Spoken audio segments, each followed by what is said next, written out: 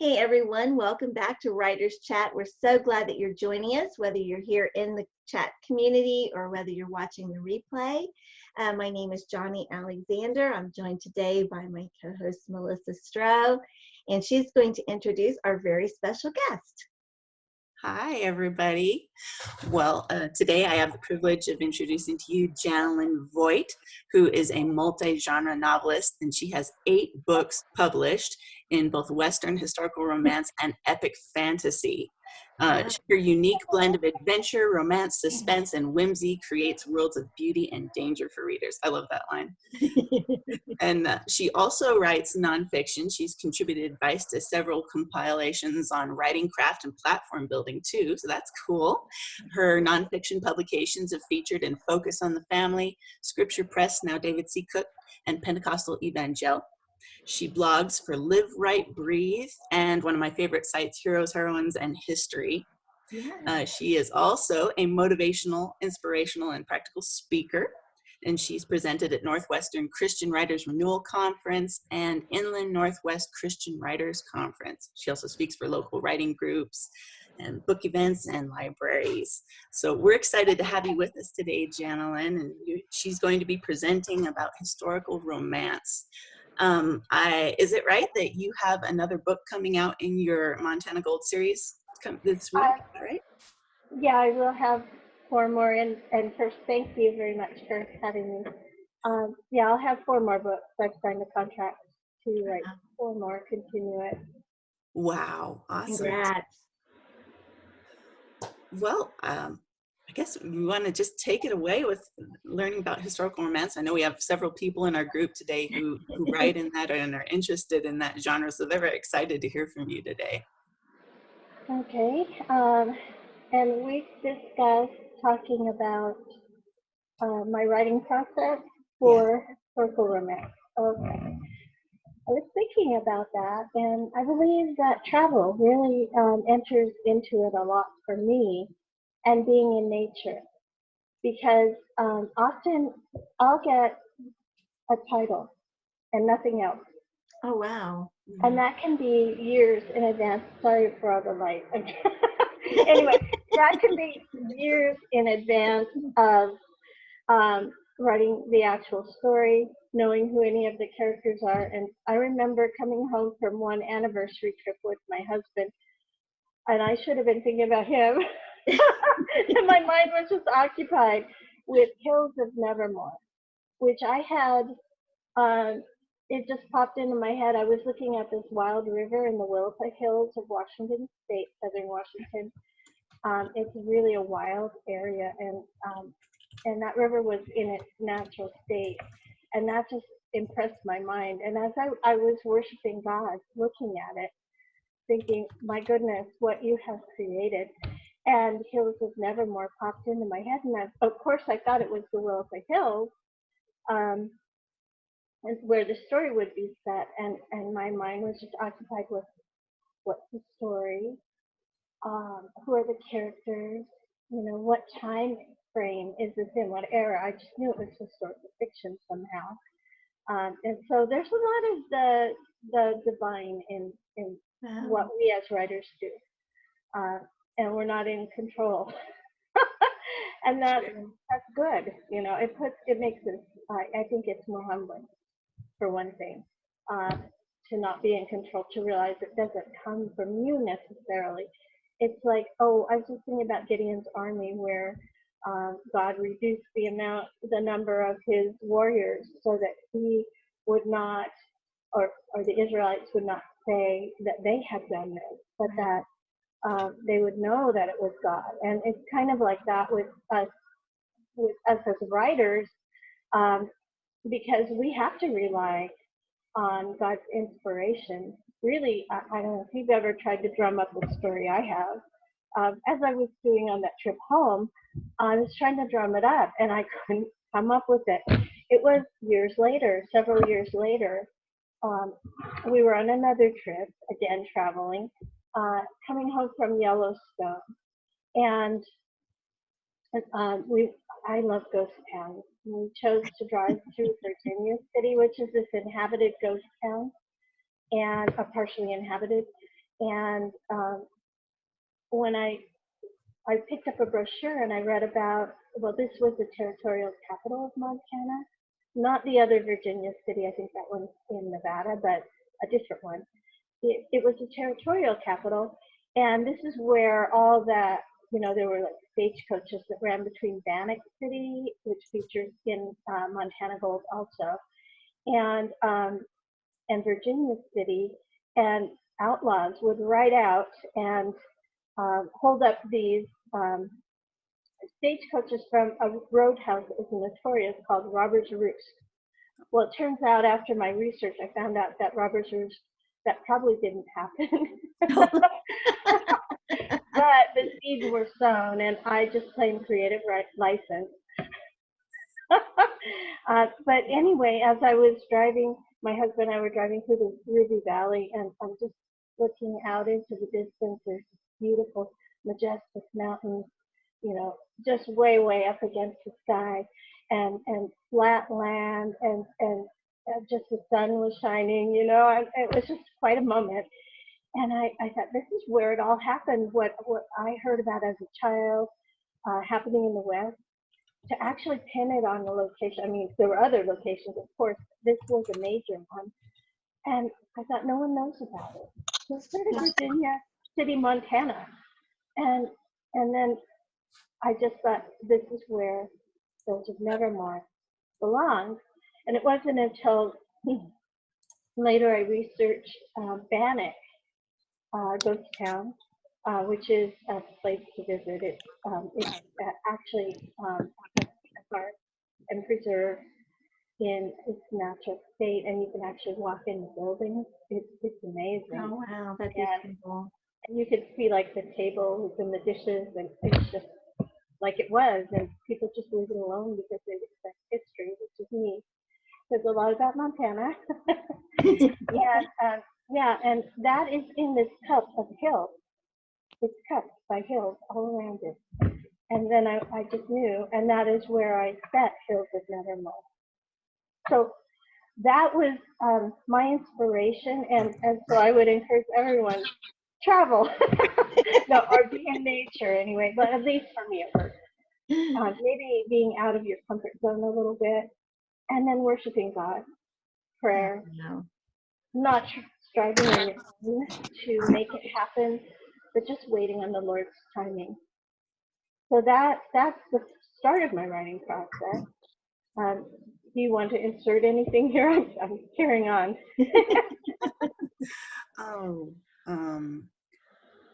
There was something you had mentioned a while back, and now my brain is going that really hooked about the research process. No, I can't think of it. Several things. I can remember what I said, probably. The importance of original research was one of them. And that is, you can go on the internet and you can learn anything from other websites and blogs, but they start mimicking one another. And all it takes is one person to put out a piece of misinformation. And if you parrot that, you're going to write something that's false. So it's better to go to the original diaries that were written in that era, books, like No Life for a Lady. That was one I read about, and I forget who wrote that, but that's the title. That's an original one set in the Wild West, and really fascinating because of that. And I read lots of diaries from Bannock and Montana travel, and looked at original records. And because I did, I based Montana Gold, all the stories are based on actual history, and it establishes a timeline that my story fit into. I was able to do that because I actually researched and immersed myself. So I would definitely, and then I also quoted, like, Hills of Nevermore features a historical event. I don't want to give anything away, but that involving Sheriff Henry Plummer.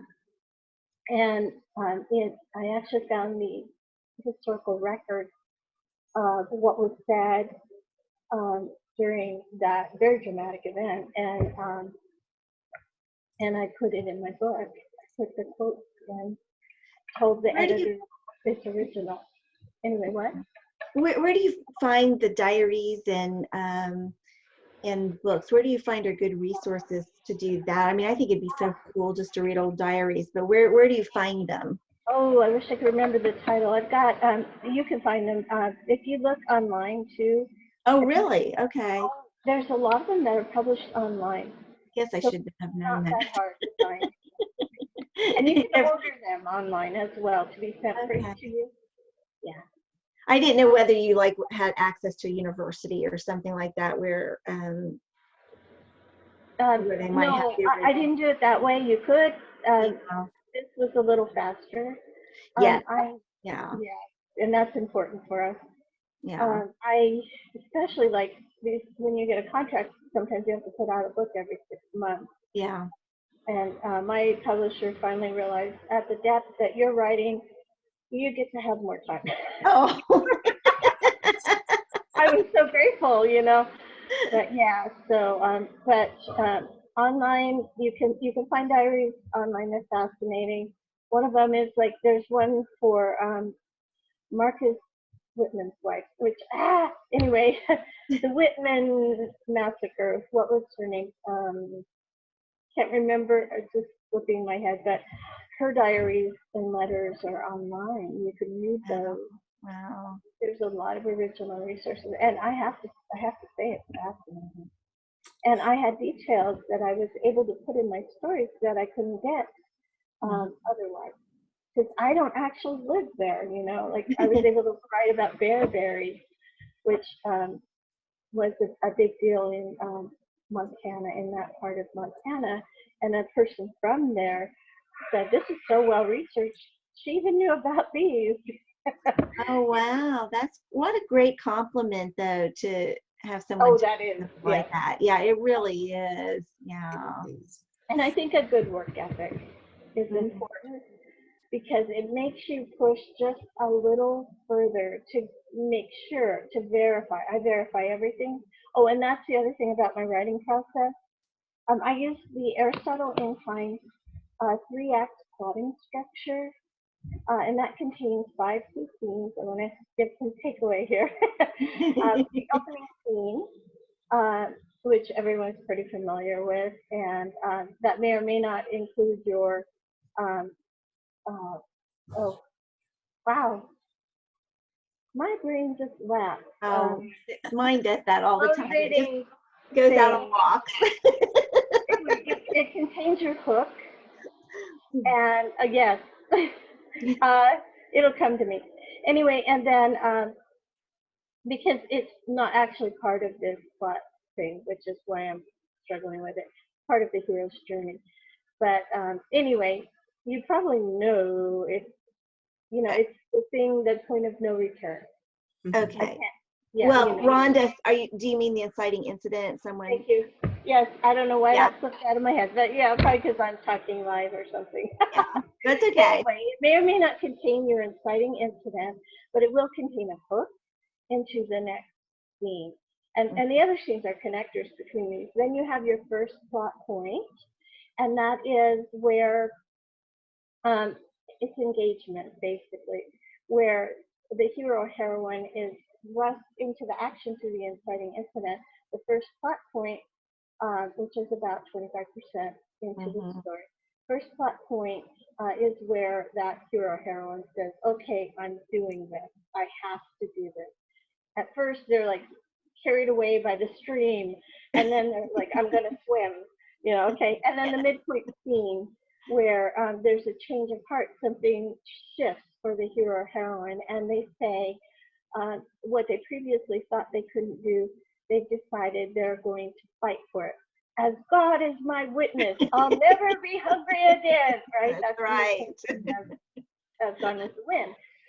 So, and it's an opportunity for drama, and it picks up that middle of the story so that you don't have this sagging middle. And then the second plot point leads right into the climax. You know, it's Yeah. the next turning point, and that is where there's a black moment where there's this moment of despair. Evil has won. I'll never make it, you know, and I've lost everything, and why go on? And then this black moment leads to an epiphany within the hero or heroine, who says, the main character, who says, no, I can do this. I can go on. And it changes something. That's the character arc for that character. Yeah. And it actually is a story arc too. It changes something so that that person can go on and complete whatever goal they're striving for. Because what they're doing through the whole story is striving for a desired outcome. That's their goal. And there are all these obstacles that come up in the way. And so then they have to overcome each obstacle. And often when they try to overcome the obstacle, things get worse. Yes. If we're any good as writers, things Right. get Get worse, worse. right? Do you then do we all have- that ahead of time? I'm sorry, Janalyn. Do you do all that plotting? Do you know your plot points ahead of time before you start writing your story? Yes, and I've written about them at Live, Write, Breathe too. It's called Write a Novel in 3 Acts. If anyone wants Okay. to search for it there, they can see the write-up of each key scene. And then we've got the climactic scene, and then we have, which most people are familiar with, right? That's where the resolution happens and evil is overcome, or and it doesn't always turn out that the hero or heroine gets what they want, in that they get what they need. Like Scarlett O'Hara, she didn't necessarily get Ashley there, but she got what she needed. And then at the resolution, which is, you know, that's the gravy. That's where we get to savor the change. Definitely. Oh, I was reminded of something. Rhonda mentioned something in the chat that reminded me of a plot or a topic you talked about. What happens when you're going through writing and you're finished, you're going back through, and then you realize you still need to do some more research on the topic? What do you do when you come across that? Thank you. Yes. What I do is I will determine at that point whether or not that research that I need to do is going to change the story. If it seems like a major thing that will change the story, I'll stop writing right there and go research it. Because why go on?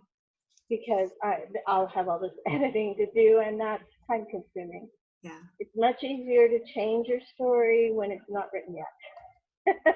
That's true. True. That is so true. Oh, it's so hard. Yeah. And then, but then if it's a minor thing, like I just need to verify the year that happened or something like that, then I'll just put it in bold print so that when I come back through and self-edit, or actually do technical check, I will, I'll see that bolding. And then at that point, I just go through the whole manuscript at one time and check all those things. Because also there's a shift in my thinking. I go from creative writing to editing. And I don't know about you, but I can't mix the two very easily. Yeah. It just kills me to have to write a paragraph in the middle of editing. And it kills me to have to edit in the middle of writing. Well, sort of. I do a little minor editing as I go, but, you know, to do major editing. Yeah. So I need to stay within the zone, and that's how I protect that. Oh, awesome. Yeah, I struggle with that too, the editing and writing and mixing the two brains. Yeah, well, it's okay. I'm linear, and if I see something that needs correcting, I snag on it, and I can't go forward unless I do fix that. But there's plenty to fix when I come back through too. Yeah. Oh, Rhonda even mentioned that she's learned to use MS Word to leave comments where she's not sure, that they remind her about to re-examine that scene writing. That's a good idea. Thank you. Idea. I do what you do too with the bold and brackets. Like I'll do a lot of brackets. Even the story I'm working on now, it's like, you know, people have different cars, and I actually do want them to have a specific, it's a contemporary, but have a specific make and model, but I don't have time right this minute to figure out what kind of car this person's driving, because that could take me a half an hour, to just make that decision. So it's just brackets. It's this vehicle, and it's just through there. Yeah, I like do that. that too. Yeah, so the writing, you can keep writing, and then come back and do that stuff later and figure it all out. And, The same if I forget someone's eye color. yeah. I'll just put the word color, and sometimes I'll use all caps and bold it, and so I'm not going to miss it when I come back through. Yeah, that's a good idea. And what I have trouble with, because this is something I'm actually working on right now, is remembering who knew what when. And so, I'm like, oh gosh, way past the waypoint of the story, and one of the characters makes a comment to another character, but it's like, wait a minute, does she already know that or not? And it's like, I don't know. And there again, right now I'm just trying to get through, so I can't go back. So big, big bold bracket caps, does she know this yet? What genre do you write, or genres? I also write in multiple genres. Oh, do you? Historical, contemporary, yeah. So it's always nice to see someone else who does that. I find that true in romantic suspense, especially where the timeline is so important. But you are talking about a timeline, and I discovered that when I wrote one of my books. I think it's Stagecoach to Liberty. Yeah, Stagecoach to Liberty, which is book 3 in Montana Gold. And there was measles, I think it was, I think it was measles, and that went through. Funny how you forget these little things. Yeah. Anyway, and my editor very rightly said, "What is the incubation period for measles?" And how long will it take her to get over it? And so I had to research measles. And are you sure? Are you sure they used this treatment back then? Oh, that's a killer when you have to look up a detail like that. But I learned all about measles, and then apparently forgot it. But anyway, what I learned was my timeline. As I laid those things out for my editor, I realized my timeline wasn't working in one place, and that it was really would have been a bad thing. And so I had to change the story after it was written, which is really hard to do. It's better to lay out your timeline ahead of time and make sure that things are practical. Look at that in advance. This is, I'm a plotter, and I understand pantsers, they're going to deal with that. They're going to deal with that in edit, but do it after the fact. Either way that you write, do it after the fact if you're a pantser, but make sure that things are practical and possible. Yeah, definitely. I ran into that with mine, and it's very difficult because I write in 10th century Ireland, so there's so many limitations that you have to take in consideration. I had people who I'd go to ask about different injuries or illnesses and what ones they dealt with, and how they would even refer to it back then. It wouldn't even have the same name that we would know it as now. Oh yeah, and I got so snagged on, and maybe the listeners will relate to this. I got so snagged the first time I had to write a historical fiction book.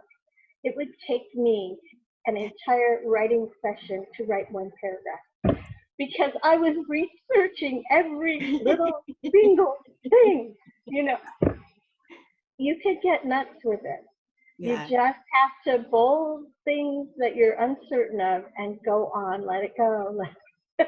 Otherwise, you'll be looking at maps and even like guess on some things and then come back, because you do have that leeway. Anything to just keep your creative process going. That's the most important thing. And then fact check later. That's the thing. I was mixing fact checking with the creative process. Yeah. There are different areas in my brain. Definitely. And I think that's one area that a lot of us struggle with, is knowing at what point you have to say, that's enough research, that's enough for the story, you've got to cut it out and focus on the craft now. Yeah, there are people who love the research so much that they never leave it, or they write a book worth of research. And that's awesome if you want that as a hobby, you know, to research like that. That's awesome. That makes you an authority, and there's nothing wrong with that. But if you're just researching to write your book, you don't need quite that much. Oh, that's what I was going to say too. Take advantage. I keep tapping my desk. Sorry if I'm something. I get enthused. Anyway, make sure you find someone who is an authority, who has that knowledge that you don't have, who can read your manuscript if you're able to. I mean, not everyone can do this, but if this is, and then you can thank that person in your acknowledgments, and it actually lends more credibility to your story, because they're suddenly endorsing it. Yeah. So that's another tip. So because being a historian and being a writer are often separate. There are some writers who are historians who are writers, but most of us aren't. And that's the other thing. Forgive yourself if you make errors. Yeah. You're trying, just try your best. People are not there, hopefully, to read it with, you know, a microscope or something. They want the story, and the story rules overall, really. Yeah. What do you think about changing an actual historical timeline to fit a novel? Do you know what I mean? Like people who will actually change the date of a battle, or just because it works better for their story. That kind of thing. Have you ever run into that? I've bent timelines a little bit, you know, and then just acknowledge that. I think you can take creative license like that if you say, but I knew I was doing it. And you're not, but you will still get curious. So I try not to do it very much. And that's something. Oh, go ahead. Go ahead. It just sticks out like a sore thumb to them while they're reading it, throws them out of the story. That's why. Yeah, that's true. Yeah. To remember, you can't please everybody. And sometimes, like in my case, you accidentally do it. You discover later on as you're researching, oh, that didn't really happen then. The timeline was off. And like in my stories, they're dependent a lot on annals of the day, and the annals weren't always accurate with the calendar. And so you get years off that are wrote as that year, and then you find out, no, actually it was this year. And so I've had several events that I wrote out the whole story and plot based on thinking that this event happened on that year, and discover it happened 2 or 3 years later. Yeah, and so that was the point I wanted to make about original research. Thank you, because I forgot to make it. Like, for instance, The Vigilantes of Montana was written by Thomas J. Dimsdale, one of my original sources. And he was a newspaper man during that era, and he actually was a vigilante, people believe. And he was justifying in this book that he wrote, justifying the reason they had to do these lynchings, because vigilantism features in Montana. And he, and then other people, other researchers have contested his theory of events. And I actually did extensive research trying to figure out the truth of what had happened. And it lies in the grave with a bunch of people. No one knows now, unless there's some sort of document that turns up, and even that'll be contested, you know. So at this point, then it's a matter of making up your own mind how to proceed. And I took a sort of middle course with it, where I didn't actually say this person was guilty, excuse me, but I didn't say wasn't. You can get away with that sometimes. Sometimes you just have to take a position. And then in your author's notes, you mentioned that the truth is not known. This is my interpretation. Mm-hmm. Mm-hmm. Yeah. And then maybe some descendants from someone might not come after you too if you do that for protection. Have you heard from other authors in the genre about like a certain number of sources that people like to have just on a specific topic? I remember a while back I was talking with Lynn Coleman at a conference, and she had suggested me that you should have at least 3, if not more, sources on major topics that you're purporting to be true that back each other up. Have you ever heard of that before? I haven't heard of that, but I probably practiced it. I probably do more than that because I'm so fascinated, with history. And once you start reading those diaries, you're like, oh wow, I should be looking, but I'm reading this. It's entertaining, even though it's someone's real life, but it just draws you in those diaries. Sometimes they're written sparsely, and then that's even better because you can fill in the details if you're creative. So it doesn't matter whether it's flowery or sparse, it can really draw you in. So yeah.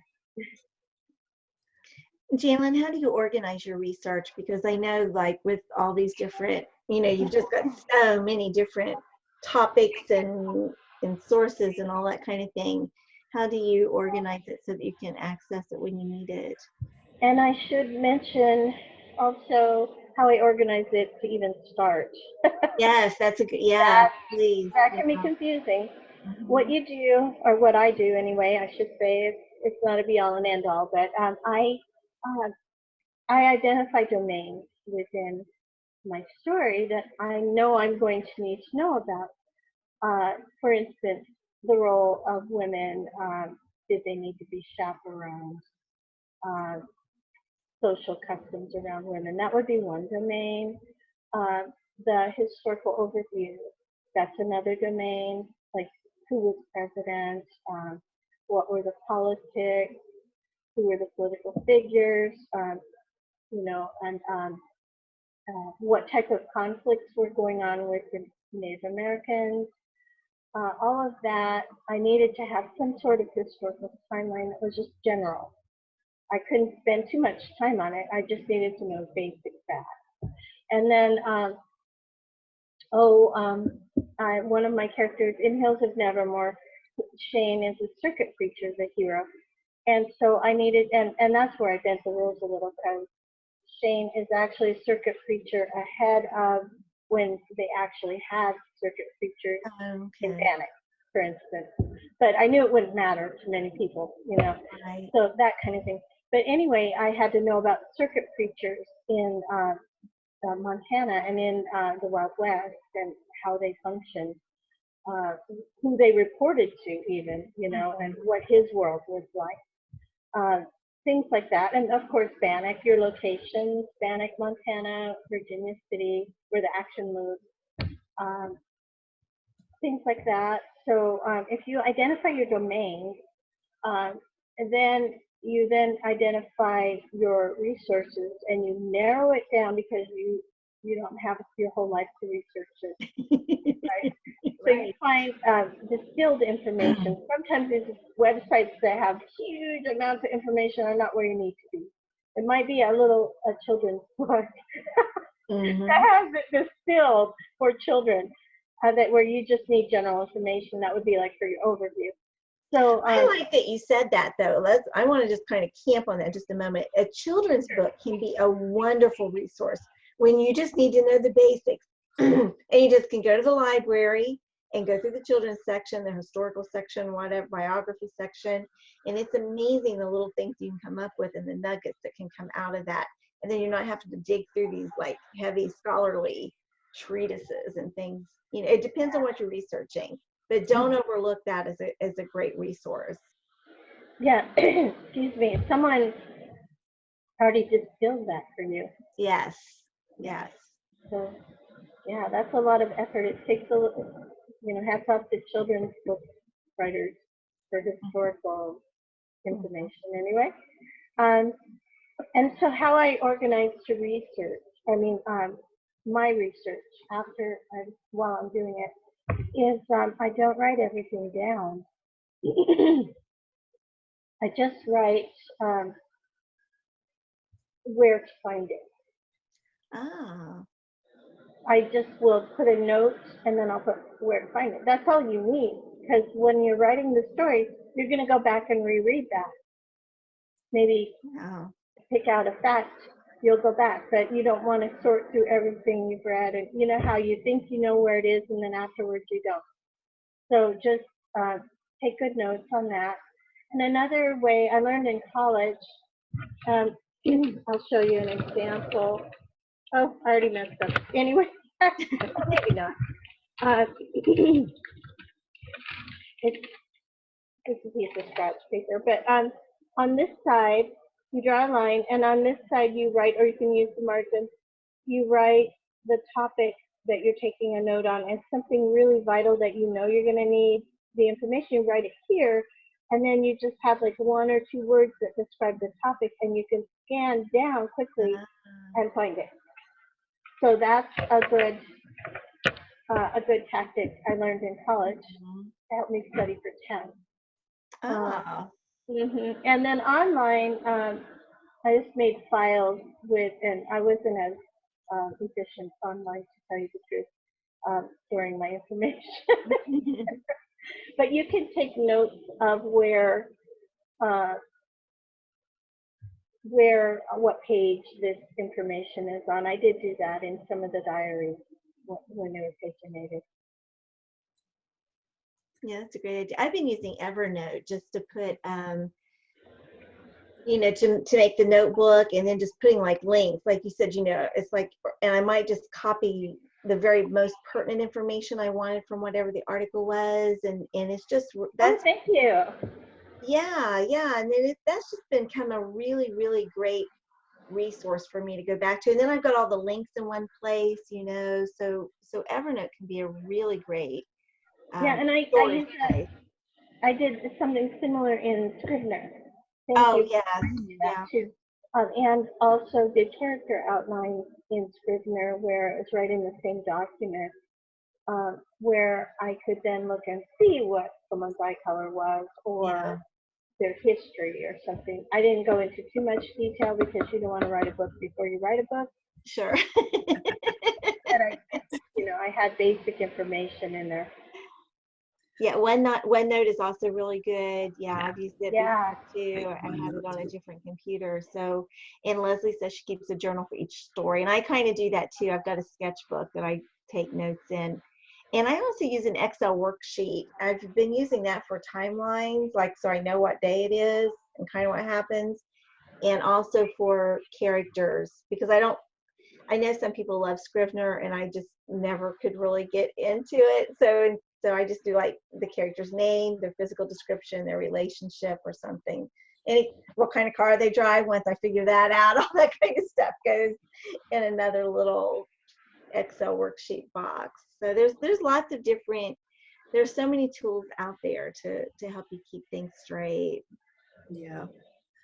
I also depend heavily on character sketches and the style sheet that keeps track of a lot of those facts. Because you can get to go in and you attribute a wrong eye color or hair color to someone, or a wrong life event. Yeah. And I do have a free character worksheet available at Live Right Breathe. So if anyone types in character worksheet, it'll come up. Right.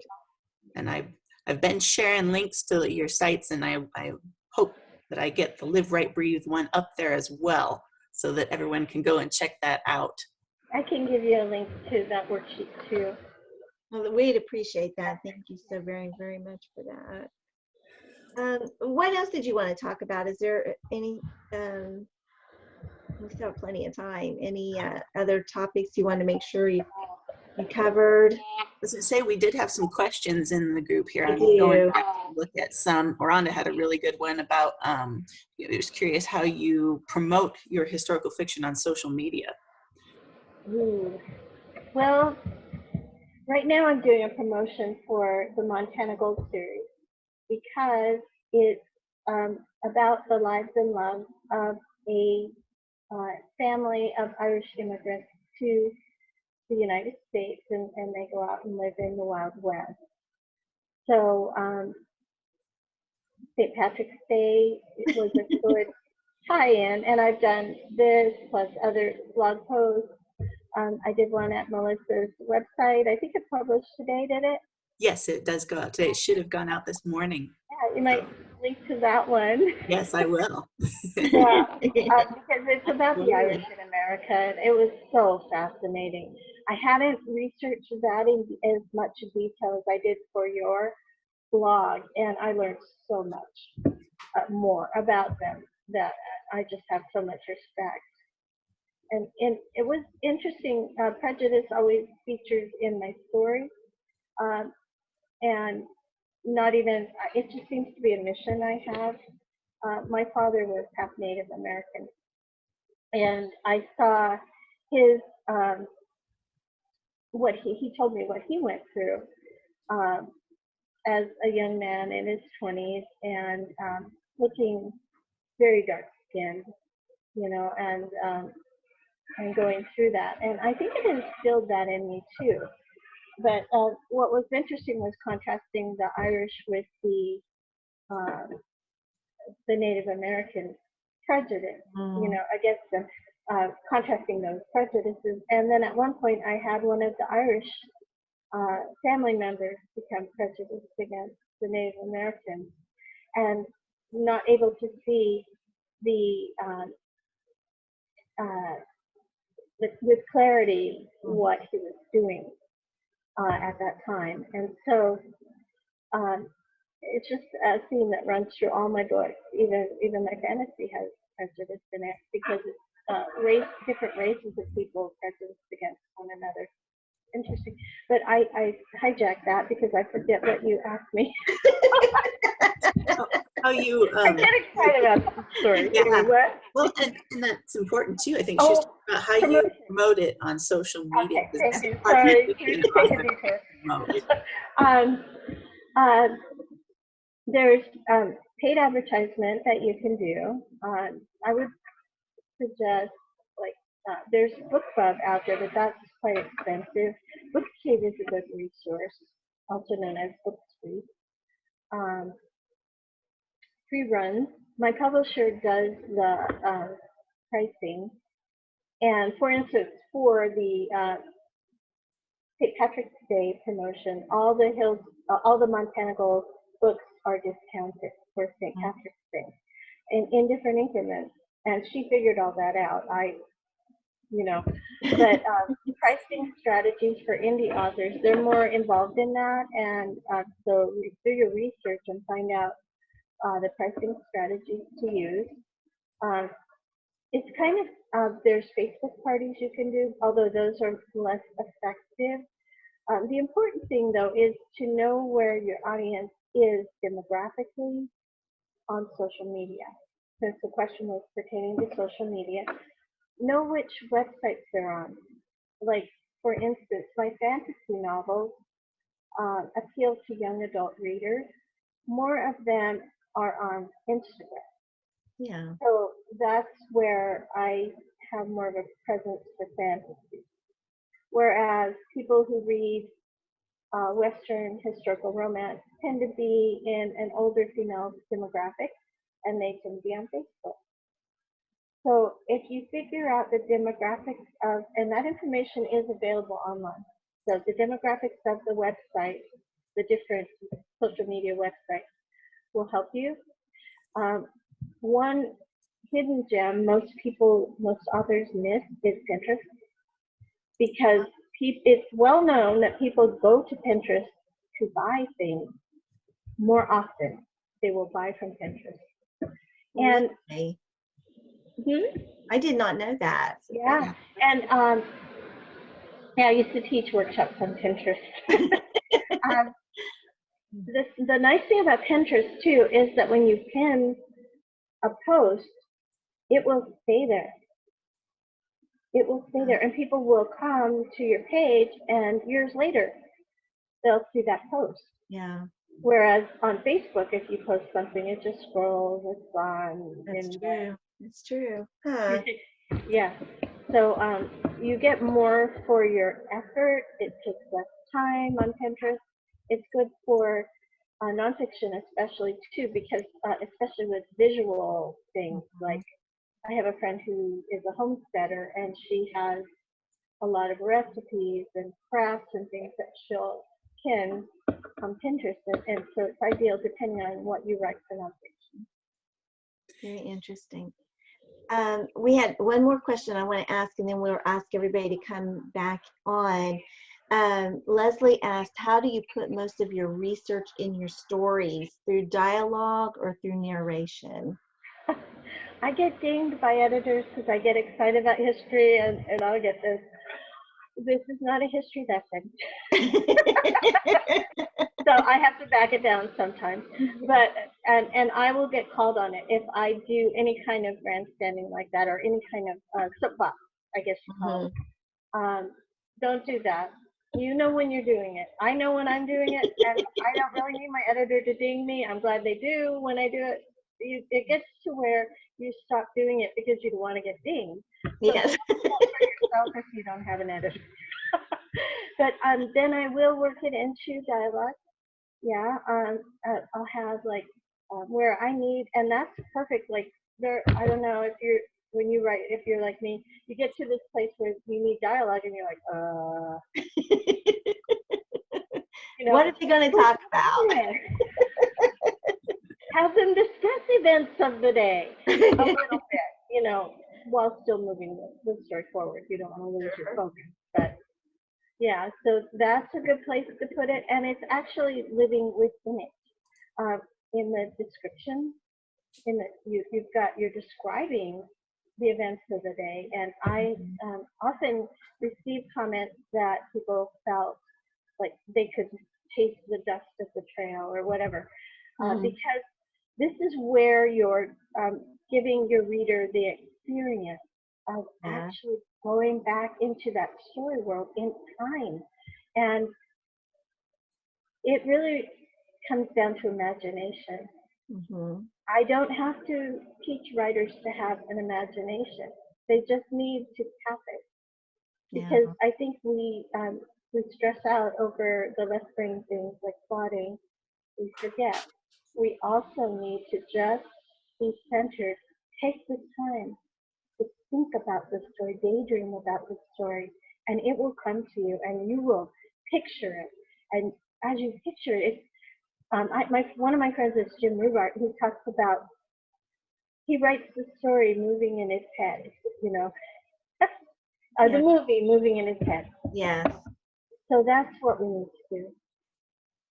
I like what Rhonda wrote in the chat, that she wrote a scene in a hut with the healer mashing herbs with a mortar and pestle. So right away, I mean, you just got this image, right? And your characters have to be doing things, even as they're talking. They can't always be sipping coffee and eating. My characters do a lot of eating and sipping coffee in the draft. But they've got to be doing things, and that's one way you can just put, that historical touch in there. And good point. Yeah, thanks, Rhonda. Well, listen, everybody, why don't you pop back on, and we've got a few minutes if you want to ask Janalyn something live. If you're in Facebook jail, Writers Chat jail, let me know. I don't think I put anybody in there today, though. So just pop back on, and if you have a comment or a question, we've got time.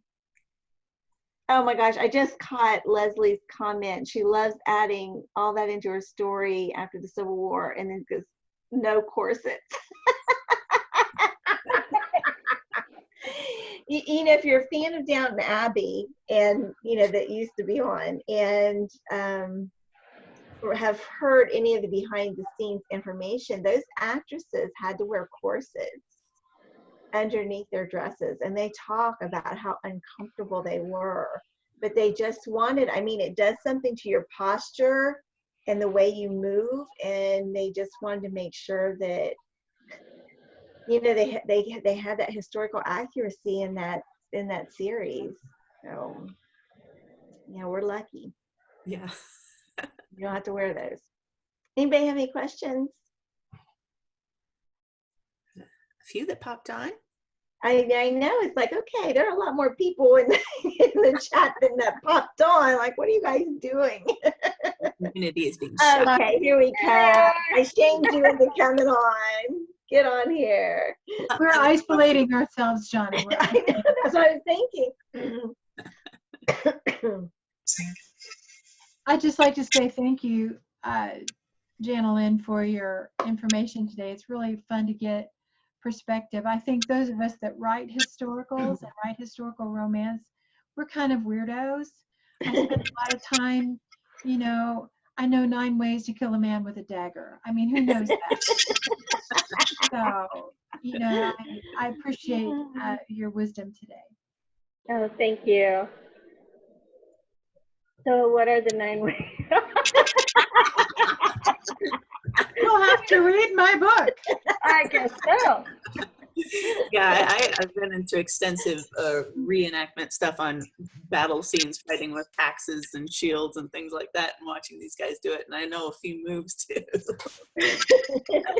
I got a few surprises. You know, I wanted to write a story about knights set in the late 1500s. Well, guess what? By then, most of my research tells me they were kind of fading out. It was not like the medieval knight stuff, you know, and so I had to adjust, and it's painful. People ask me, why did it take you a year to write your book?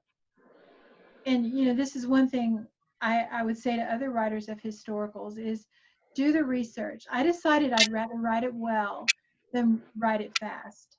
And you know, it was laborious. But now that I know all that history, I feel like the second novel will go a lot faster. I think you're right. I found that to be true. The first novel is just get through it.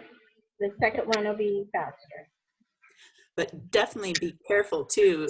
I know that can be a pitfall for us as authors. You think you know the information because you've compiled so much, and you go ahead and you press and you write like you know that fact, and then you go back and check your research and you realize, oh, I was wrong. That caught me up in my 3rd book, and I had to go back and do some quick replotting. Another thing to watch out for is the modern vernacular. That can sneak in, and that's why you need more than one pair of eyes on that story. Definitely. And like when things were invented, I remember when I was writing one book, and it's like, you know, it's the little tiny things. You know, he pulled out a ballpoint pen, and it's like, wait a minute, did they have ballpoint pens in the 40s? You know, it's like, when did that become a thing? You know, or plastic IV bags. And excuse me, Jeannie had read it, and she goes, she's a nurse, and she knew that no, those would have been glass bottles at that time. You know, so you know, you're just writing, you think you know, but you don't always know. There's just these little tiny touches that you need to make sure that those things were invented yet, or what equipment was actually used, even in these scenes that just seem so minor. I mean, it's like, to me, that was just like a sort of floating by scene, but you still want it to be right. You want to be accurate. Because there are people out there who know, and it will take them right out of the story, and not in a good way. Yeah. And I know of one author who was reviewed badly because she didn't do her historical research well, and the reviewer said, this book is not worth the paper it was written on. Oh. Mm-hmm. So you don't want to be that person. No. Rachel's showing a pen.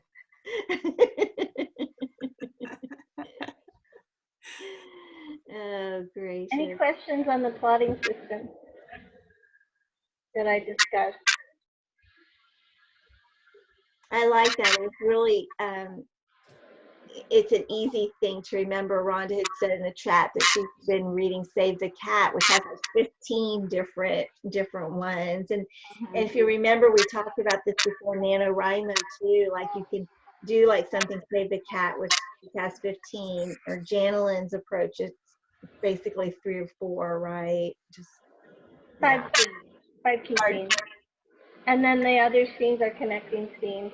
Yes. And also what they bring in are the different obstacles and resolutions and complications Yeah. that make up the story.